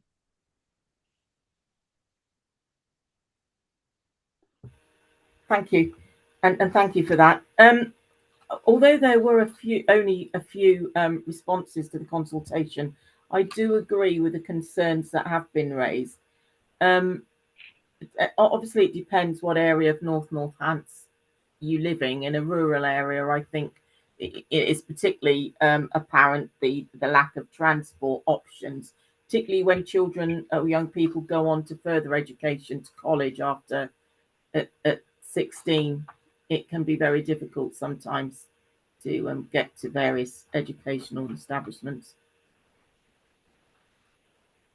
If I may add in response, the rural transport is something that we've heard through various kind of member panels that we have been to. And in addition, I work quite closely with the home to school transport team, and anecdotally, I hear a lot of feedback from them. So whilst it hasn't come through the kind of formal response process, we are listening to what, you know, families are saying, and it is a regular theme that comes through those channels. Thank you. That's great, Sally. Thank you very much for that. Philip, please. Thank you, Chair. My first question perhaps it might be to you. I don't know. Thinking about the 24 responses, about which Marsha has been very frank, it is a disappointment. Do we have any policy? What if there had only been one response? You know, at what point do we say this is just a bad job? We've tried to consult, it hasn't worked, so we'll just do our best. You know, because my feeling is that 24 must be pretty close to the sort of number where we say, you know what, we can't take this particularly seriously. So I don't know whether you know from an executive point of view, Scott, whether there is a limit. To be honest, Philip, I'm not 100% sure there is, because actually I think if one person responds, that is possibly considered as a consultation, because others have had an option to consult, but haven't for whatever reason. I will look into this and I will come back to you. Yeah, it would be interesting to know that. And my other thought is really about future consultations. Perhaps could we just give slips to school children, you know, just literally send out packs to school children to take home, got a letter, mummy, and it has the address on it or a link on it, explaining why it's important.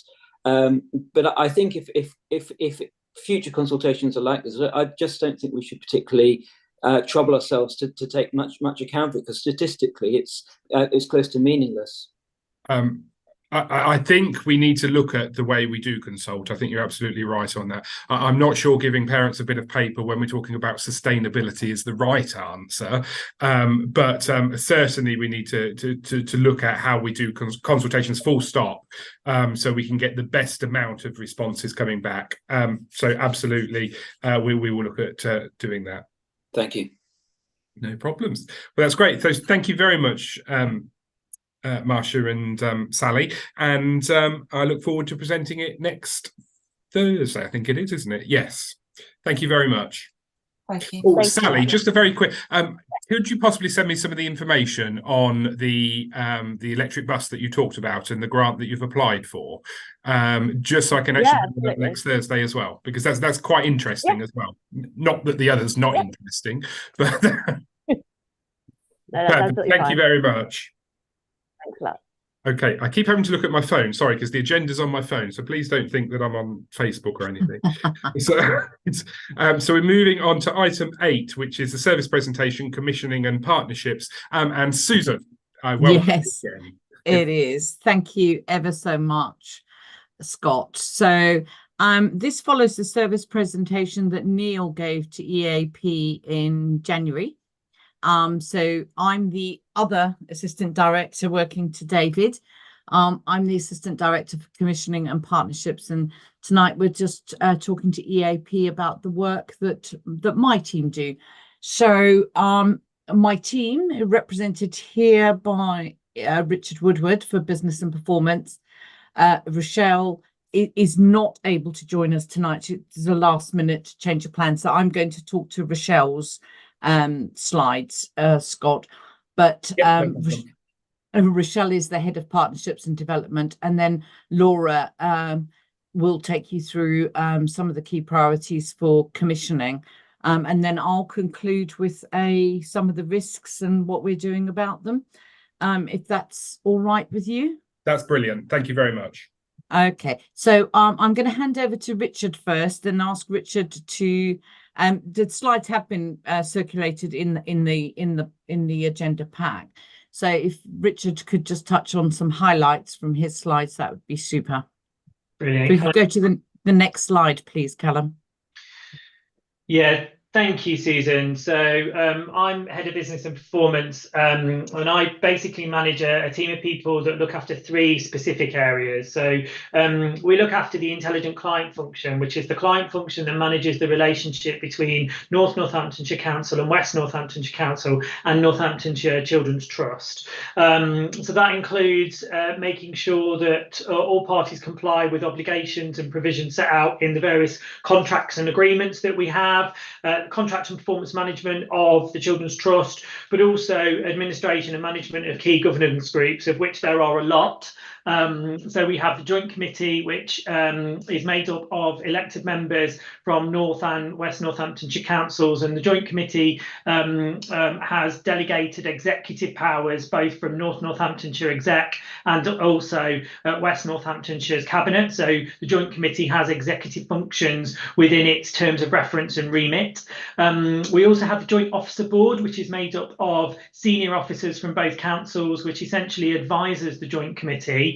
We then have the strategic group, which consists of representatives, elected members and officers from the North Northamptonshire Council, West Northamptonshire Council, and also officers from NCT, and also the Department for Education, crucially as well at strategic group. We also have operational group, which feeds into strategic group, again made up of a combination of officers from the 3 organisations and the DFE, and a support services board. So we also are responsible for working with all parties for managing and coordinating the annual setting of the contract sum, and also managing some quite complex payments to NCT. The other 2 areas are around business management, so all of the functions that kind of keep children's services going, so health and safety, business continuity and other things, and also the children's performance team as well. Callum, if you want to move on to the next slide for me. So we thought, given that the Children's Trust and the contract management of the Children's Trust is quite a big part of the commissioning and partnership service, and also the largest contract that we have within North Northamptonshire Council, we've just popped some information in there with regards to contract management of NCT, and also a summary of current performance of NCT. So if you look over on the right hand side, you will see top left hand corner in the NCT performance table, you will see a infographic around the key performance indicators that the Children's Trust are required to report to the councils on a monthly basis. You will see, as of December 23, the vast majority of those are within tolerance or at target or above. So green at the top is target or above. The kind of ambery, yellowy, mauvey colour in the middle is within tolerance, and the red is obviously the below tolerance.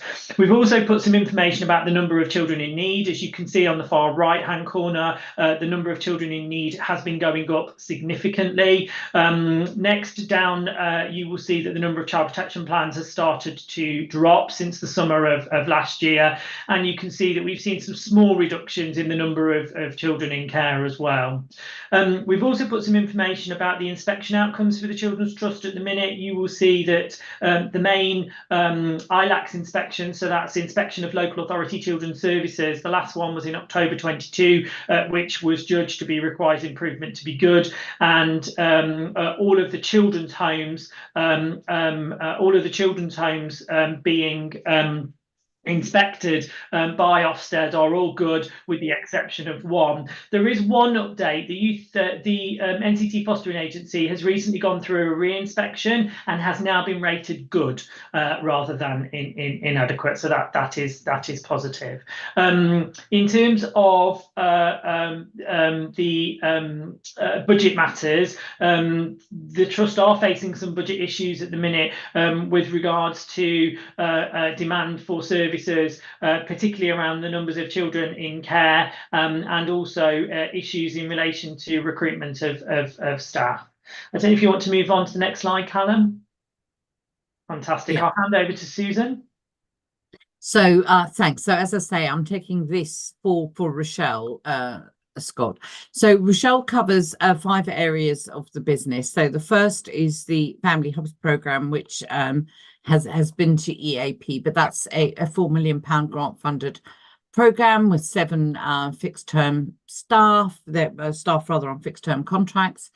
There's a number of commissioned pilots, easy peasy, the ANSI app and so on. And it is also responsible for the digital offer, which covers Start for Life, the Family Information Service, and the local offer, which are all statutory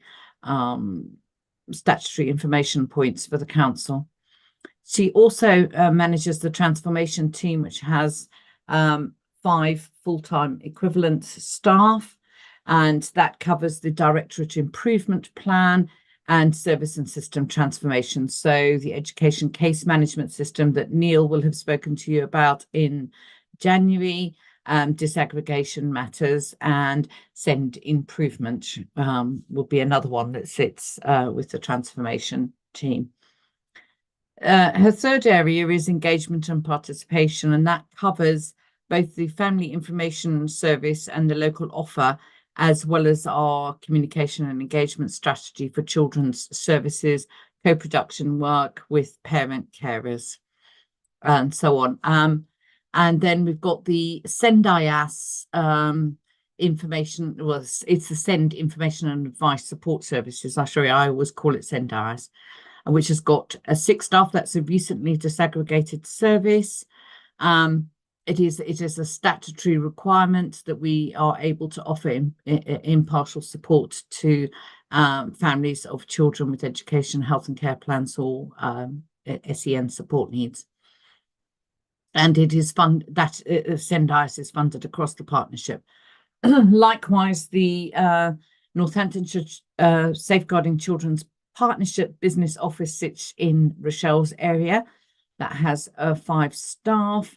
That manages all the business of the Safeguarding Children's Partnership, and it is funded across the partnership. Callum, if we could go to the next slide and let Laura come in with just a few of the key things that she's focusing on, that would be great. Thank you. As you can see, my slide is quite wordy, so I'll try and pick out the key bits for you. So the SEND Commissioner Manager for North Northant, so within my remit is any service that's related to SEND, and also supporting with the education side, not necessarily always SEND, but just offering support across the service. So one of the key objectives is mainly to support schools in developing the local provision, so just strengthening the links really between our schools and the wider offer around support that SEND children and their families may need. So as part of that, we are developing a SEND brokerage function within the service. So within the next couple of weeks, we're going to be welcoming 2 new starters to the council, and they are going to be SEND brokerage officers. So primarily the 2 people in post will be looking at the special educational need offer that those children may have, so supporting with sourcing school placements. But the vision for the service really is that the officers will look at the wider picture around those children and their families, just to see what else we can do as a local authority to support them. So we're keen to look at maybe support they could, maybe they could link in with family hubs, looking at any peer groups that they could benefit from, looking a little bit more widely, what benefit support could they use, just trying to make it a bit more of a one-stop shop for support. Just going that little bit extra is the ideal for that particular service. I think it's just recognition that SEND support can come from places other than within school, and just trying to support that really. So I've also been doing quite a lot of work with local schools and the local area to just understand the market, and that's what commissioning is in essence really, is looking at our local market, understanding the market and trying to work with the market in the best way possible to support our needs and what we would like to provide as a local authority. And the other things that are really key in commissioning are looking at value for money, making sure that we're getting good value for money, but making sure that quality is a really big part of the services that we're procuring, and making sure that the services we procure are done in the right way, that we have all of the contracts in place, that we have quality assurance monitoring measures in place for every contract that's put in place, which is just important for us monitoring our progress and the progress of the children that are using those services as well. So something else that we need to look at in a little bit more detail as the life of the commissioning function evolves is transition, and just making sure that our commissioning function is we're using data, so we're building data to look at, and that's why the JSNA that Mark took us through earlier is really vital for planning the services that we would like to put in place in the future. I won't read them all, but as you can see, there's a few measures of impact that we can expect to have. So increased confidence, inclusion, a more robust and well-rounded local offer that looks at the child as an individual rather than just what need they currently have, and linking really nicely with our early intervention services in the best way possible, just so those children will have better outcomes throughout their school life and beyond, we would hope. So yeah, I think that's the end of my one. Thank you, Susan. Thank you. Thanks, Laura. So this is the last slide, Scott, and we've outlined here some high-level service challenges. And the first two, they're in the discrete service areas. The first two really relate to how we get some of our work around transformation and particularly around family hubs into business as usual. So what's our whole system approach for that? How do we get everybody working to the family hubs model? How do we resource that going forward? We are aligning resources where we can in the directorate to meet those challenges, but we're not overly well endowed with staff, shall we say? So it's a bit of a challenge, but we're working on it. We've got the digital offering. So I mentioned before the Family Information Service Start for Life and Local Offer. We are working on that. That's looking really good for 24-25. We need, I think there's some significant learning for the way that we're doing that we can take into the wider council, so that the council as a whole can benefit from the learning that we've had through the Family Hubs programme on the digital offer and the way that families, residents, children, young people are able to interact with council's digital offers. You'll have seen from Mark's presentation about the increasing demand on SEND. So, and not only is there an increasing demand on SEND, but then there will be an increasing demand on services which support children, young people with SEND and their families. So, the SEND IS service needs to find different ways of working over the next couple of years to make sure that we've got capacity to meet increased demand there, particularly around engagement and participation. There are, as the work around the partnership safeguarding function increases across the county, We are noticing that there's more demand on the NSCP business office, and in particular in relation to CDOP. So CDOP is the Child Death Overview Panel, which is a statutory function, and it meets every time there is a child death in our area. We have managed to recruit a new role to manage that. That's going to be hosted by health colleagues funded across the partnership, and that will take some pressure off us there.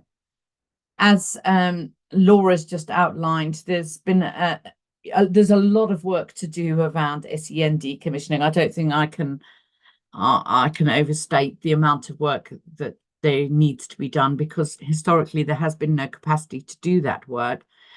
As we know from the SEND inspection, some of that work has cost us a little bit there. So, it's great to have Laura in post, and she will start to take that work forward, but it will take us a couple of years, I think, to get caught up to where we should be. And again, the other issue will be around delivering the improvement post the SEND inspection, and we will do that, and we'll mitigate it at any rate through an improvement plan and better partnership working across the system. For business and performance, I think some of the challenges are around how we continue to support NCT on its improvement journey to good within an acceptable financial envelope to the councils, and that it can only be through our continued oversight, support, but robust contract management, and we do have that in place, and that has been put in place over the past 18, 20, 22 months or so. So fairly confident about that.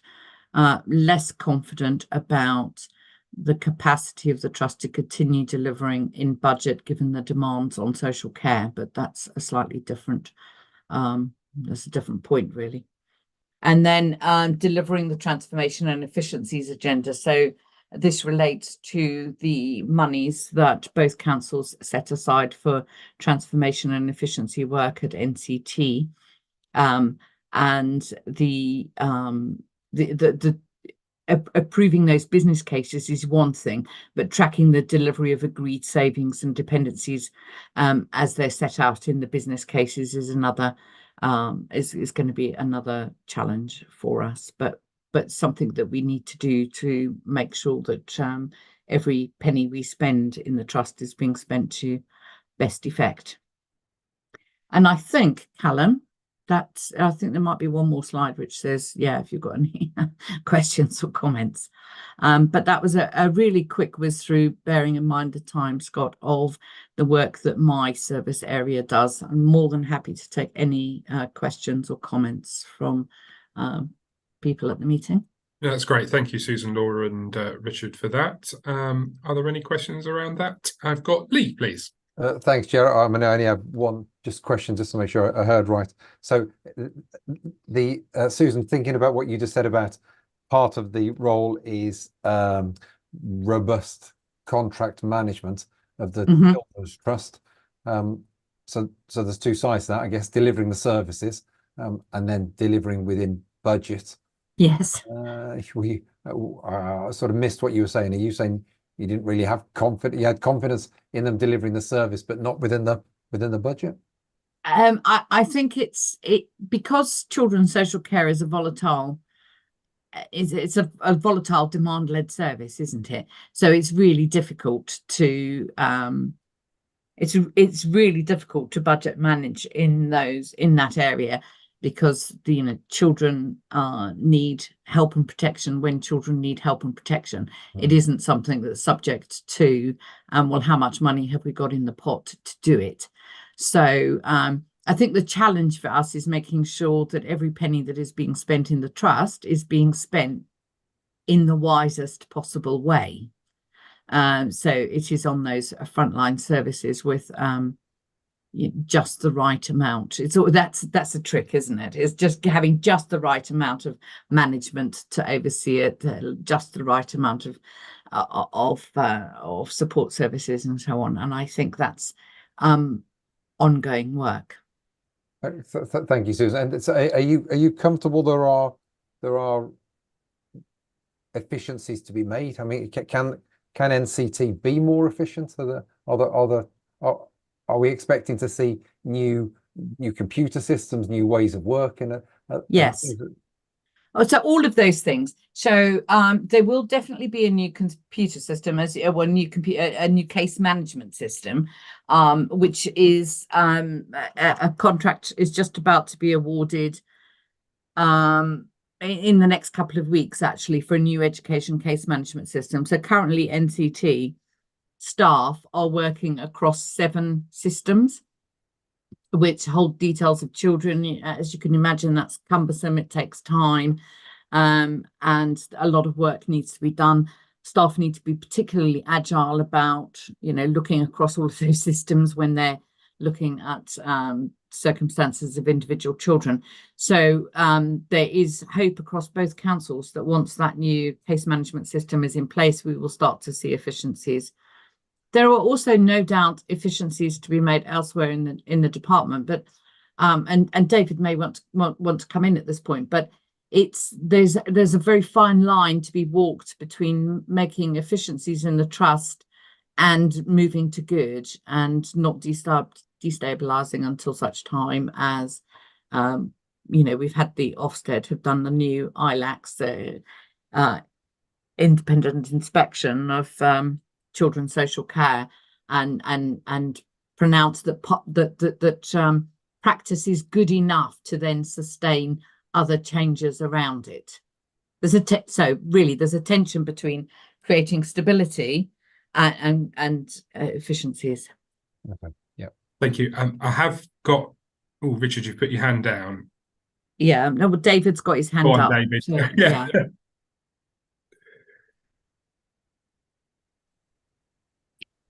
Sorry, Zoom or Teams, it's all different. Yeah, I know. So I mean, Susan's covered that well. I think it's a good question. I think the reality of what Susan talks about, when you think about some of the emergency placements we have to make, it's very much a seller's market.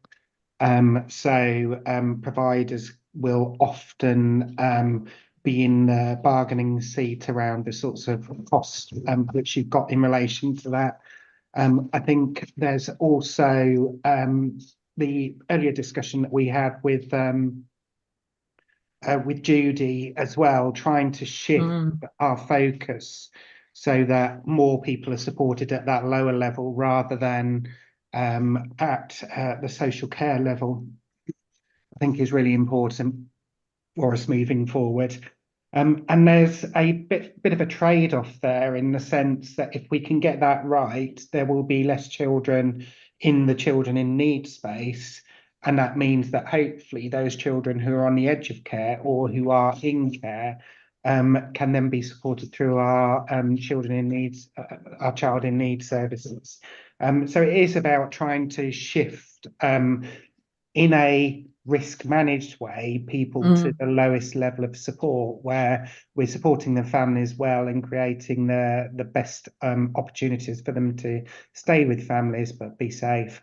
So the way I think of it as a sort of relative newbie is it's a balance between risk and protection, and risk very much being about the positive risk taking, recognizing that children are best supported with their families.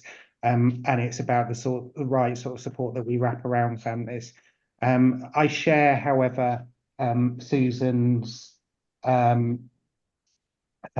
skepticism about whether the Children's Trust, as we know it at the moment, can deliver that balance right at the moment.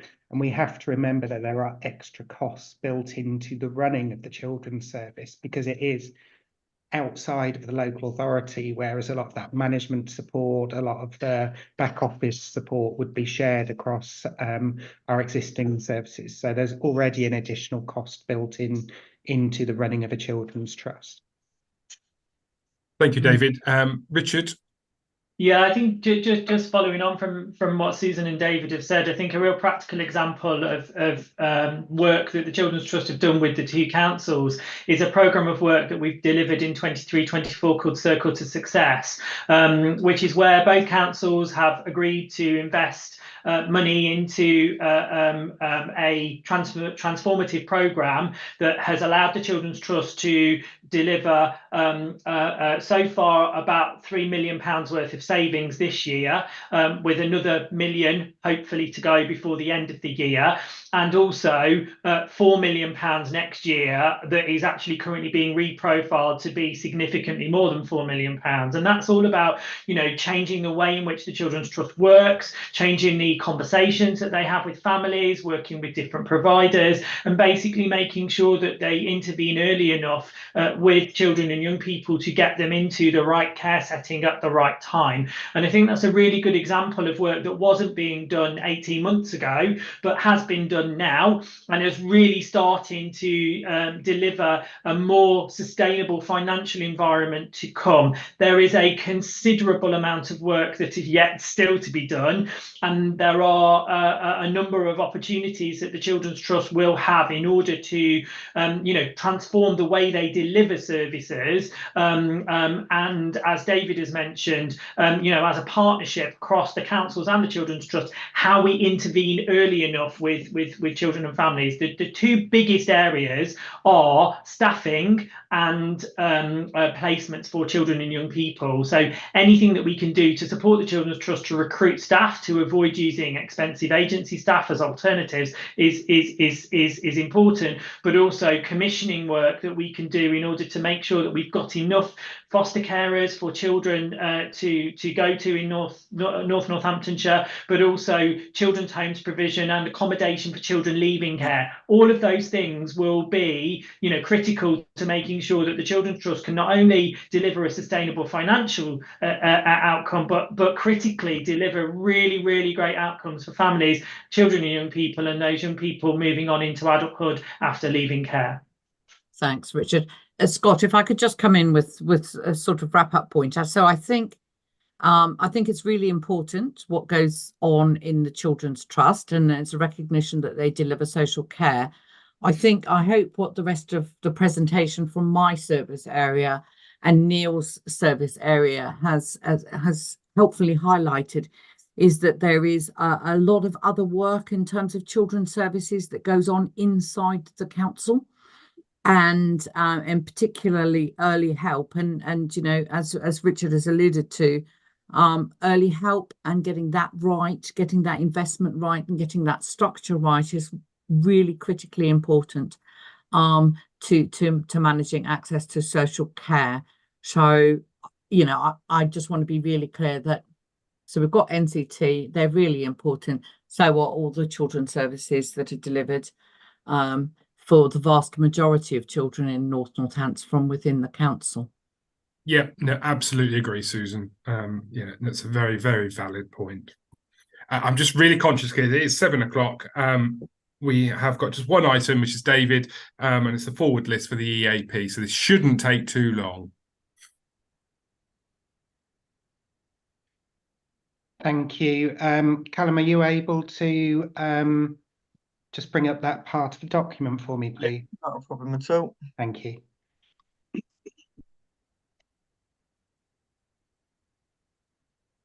This is a test of my eyesight. If you wouldn't mind just zooming in a little bit for me. It's fantastic. Thank you. So obviously we've got the 5th of March meeting for today. We've had quite a hefty agenda, which, Chair, I think you've done an admirable job of keeping us on target for.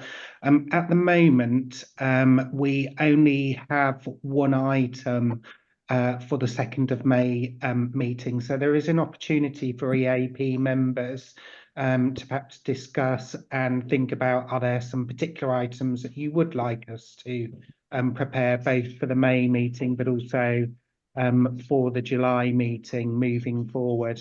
But currently the item that we do have is a bit of an update on speech and language provision. It's one of those bits which we know is in relatively short supply at the moment. It is one of the challenges that we have in the space of special educational needs.